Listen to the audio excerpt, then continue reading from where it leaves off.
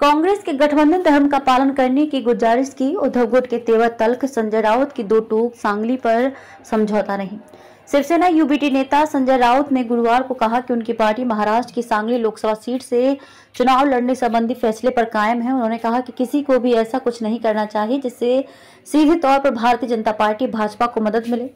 उनकी पार्टी की ओर से सांगली सीट और मुंबई से कुछ उम्मीदवारों सहित 17 उम्मीदवारों की पहली सूची की बुधवार घोषणा के बाद संजय राउत कांग्रेस की नाराजगी के बारे में पूछे गए सवालों का जवाब दे रहे थे।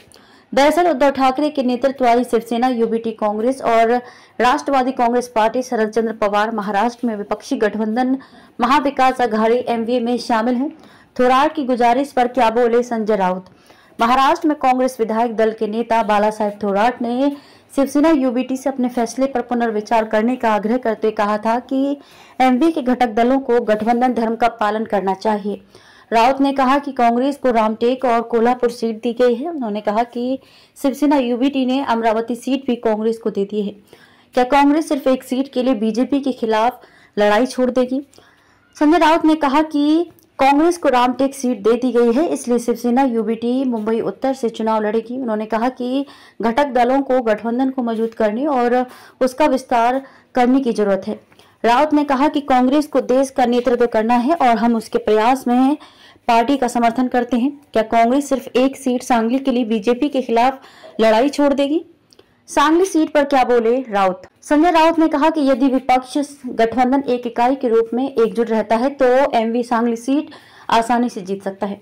शिवसेना यूबीटी ने सांगली से पहलवान चंद्रहार पाटिल को उम्मीदवार बनाया है। राउत ने कहा कि यदि किसी का बीजेपी को सीधे तौर से मदद करने का कोई और इरादा है तो हम ऐसा नहीं होने देंगे। इन सीटों पर लड़ना चाहती थी कांग्रेस। दरअसल कांग्रेस नेताओं के अनुसार पार्टी सांगली, मुंबई दक्षिण मध्य और मुंबई उत्तर पश्चिम सीटों से चुनाव लड़ने की इच्छुक है और ये सभी सीट शिवसेना यूबीटी की ओर से जारी सूची में शामिल है। राउत ने प्रकाश अंबेडकर के नेतृत्व वाली वंचित बहुजन अघाड़ी वीवीए के लोकसभा चुनाव अकेले लड़ने के फैसले के बारे में भी पूछा। अंबेडकर बीजेपी की मदद के लिए कोई कदम नहीं उठाएंगे। उन्होंने कहा कि संविधान और लोकतंत्र की रक्षा करना अंबेडकर का कर्तव्य है। उन्होंने कहा कि मुझे विश्वास है कि अंबेडकर बीजेपी की मदद के लिए कोई कदम नहीं उठाएंगे। महाराष्ट्र की 48 सीट के लिए लोकसभा चुनाव 19 अप्रैल से 20 मई के बीच 5 चरणों में होंगे और मतगणना 4 जून को होगी।